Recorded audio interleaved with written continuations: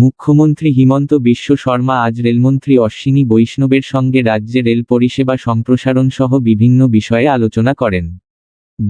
শর্মা রাজ্যের যোগাযোগ ব্যবস্থা আরও সুসংগঠিত করার উদ্দেশ্যে রেল পরিষেবায় বিভিন্ন ক্ষেত্রে নবীনতার পক্ষে মত প্রকাশ করেন।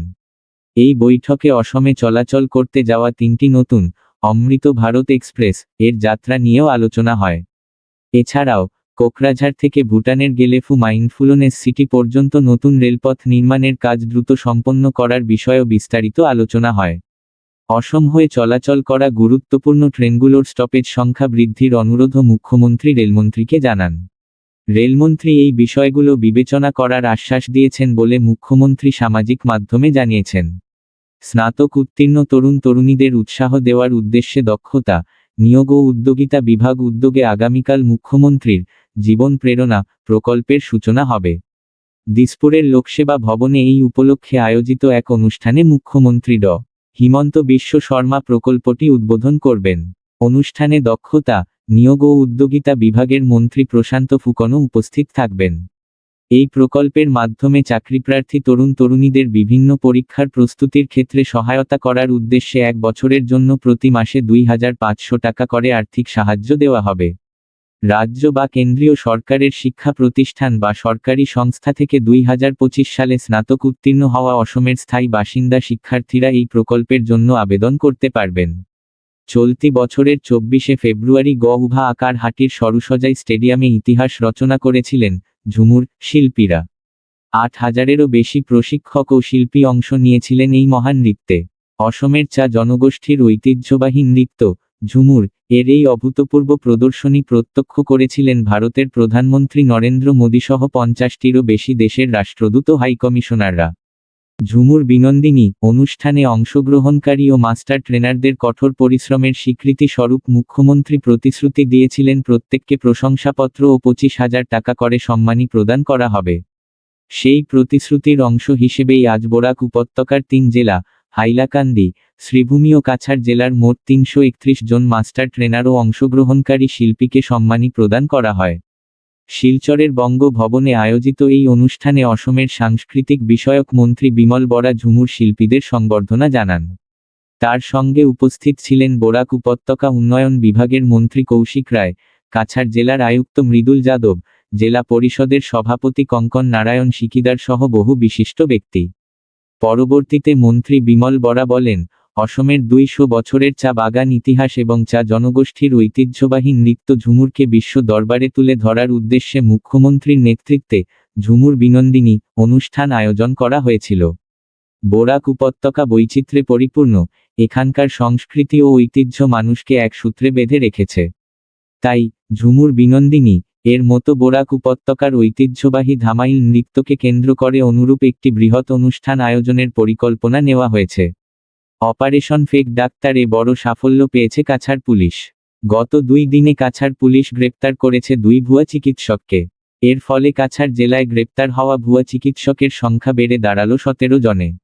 গ্রেপ্তার হওয়া ভুয়া চিকিৎসকদের একজন কাছাড় জেলার বাসিন্দা এবং অন্যজন পশ্চিমবঙ্গের জলপাইগুড়ি জেলার বাসিন্দা।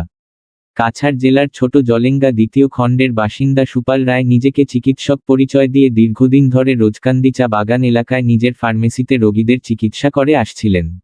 সেই ফার্মেসিতে একটি ডাক্তার চেম্বারও ছিল।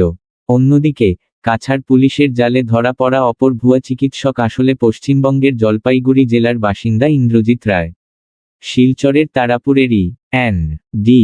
কলোনিতে অবস্থিত মা আয়ুর্বেদ ক্লিনিকে তিনি ভিজিটিং ডাক্তার হিসেবে রোগীদের চিকিৎসা করতেন। গ্রেপ্তার হওয়া এই 2 ভুয়া চিকিৎসকের বিরুদ্ধে কঠোর আইনি ব্যবস্থা নেওয়ার জন্য তদন্ত চালিয়ে যাচ্ছে কাছাড় পুলিশ। কামরূপ মহানগর জেলার মুখ্য বিচারক দণ্ডাধীশের আদালত বীর লাচিত সেনা নামে সংগঠনের নেতা বিকাশ অসমকে 3 দিনের জন্য পুলিশ হেফাজতে পাঠিয়েছে। ব্যবসায়ীর কাছ থেকে চাঁদা দাবি ও অপহরণের মামলায় পলাতক অবস্থায় থাকা অভিযুক্ত বিকাশ অসম গতকাল দিসপুর থানায় আত্মসমর্পণ করেছিলেন। আত্মসমর্পণের পর তাকে গ্রেপ্তার করে আজ আদালতে হাজির করে পুলিশ। পরবর্তীতে আদালত তাকে 3 দিনের জন্য পুলিশ হেফাজতে পাঠানোর নির্দেশ দেয়। কাজিরাঙ্গা জাতীয় উদ্যানের কোহরা রেঞ্জ আজ থেকে পর্যটকদের জন্য খুলে দেওয়া হয়েছে। বনমন্ত্রী চন্দ্রমোহন পাটোয়ারি কোহরা রেঞ্জের প্রবেশদ্বার মিহিমুখে আনুষ্ঠানিকভাবে এটি উদ্বোধন করেন। এখন থেকে পর্যটকরা জিপ ও হাতি সাফারির মাধ্যমে উদ্যানের সৌন্দর্য উপভোগ করতে পারবেন। আজকের অনুষ্ঠানে বনমন্ত্রী ছাড়াও মন্ত্রী অতুল বরা, কেশব মহন্ত, সাংসদ কামাখ্যা প্রসাদ তাসা প্রমুখ বিশিষ্ট ব্যক্তিত্ব উপস্থিত ছিলেন। উল্লেখযোগ্য যে, জাতীয় উদ্যানটির বাগড়ি, বুড়াপাহাড় এবং আগরাতলি বনাঞ্চলের কিছু অংশও পর্যটকদের জন্য উন্মুক্ত করা হয়েছে। সম্প্রতি কোহরা বনাঞ্চলের মিহিমুখ থেকে দাফলাং হয়ে বরুণতিকা পর্যন্ত পর্যটকরা জিপ সাফারি করতে পারবেন। বনমন্ত্রী উদ্যানটি খুলে দিয়ে আশা প্রকাশ করেছেন যে, এ বছর কাজিরাঙ্গায় আরও বেশি সংখ্যক পর্যটক আগমন করবেন।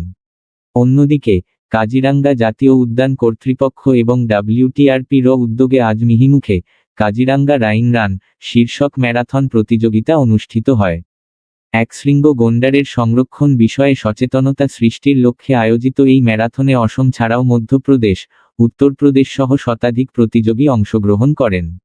অসম সাহিত্য সভার অন্যতম শক্তিশালী জেলা কমিটি, কামরূপ মহানগর জেলা সাহিত্য সভা র পক্ষ থেকে আজ একদল সাহিত্যকর্মী চতুর্থবারের মতো মহানগরের অন্তর্গত বিভিন্ন শাখা সভায় যান।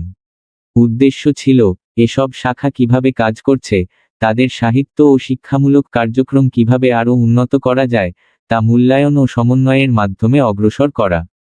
এই সফরে কামরূপ মহানগর জেলা সাহিত্য সভার সভাপতি প্রফুল্ল বর্মন, সম্পাদক অরুণ কুমার মহন্ত, প্রচার আহ্বায়ক দীপক শর্মা, সাংগঠনিক সম্পাদক ধনজিত তালুকদার, সহকারী সম্পাদক মুকুট দাস এবং আকাশ উপসমিতির আহ্বায়ক মঞ্জু বরা অংশ নেন।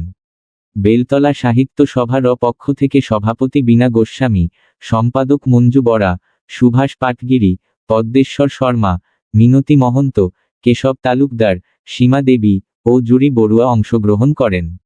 নরবাম বিকাশ নগর সাহিত্য সভার পক্ষ থেকে উপস্থিত ছিলেন উপসভাপতি হরিরাম বৈশ্য, সম্পাদক অনিল ডেকা, সুনীল কুমার ভট্টাচার্য, গোকুল কুমার শর্মা, প্রদীপ কাত্তি, অবসরপ্রাপ্ত অধ্যক্ষ গিরীন্দ্র কুমার ভট্ট, শরৎ বরদলি, প্রদীপ চন্দ্র দাস ও পরেশ নাথ শর্মা।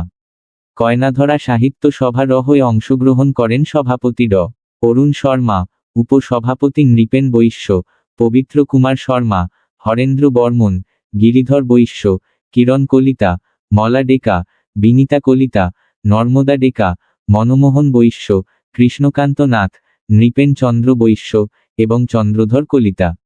সূর্যমুখী সাহিত্য সভা, ভেটাপাড়ার পক্ষ থেকে অংশ নেন সভাপতি ফুলেশ্বর বসুমতারি, সম্পাদক হেমেন কলিতা, কানন বর্মন, কিরণ বরা, মঞ্জু কলিতা, আসিয়া বেগম, অর্চনা তালুকদার কলিতা, আজগর হুসেইন এবং ভাস্কর জ্যোতি কুমার।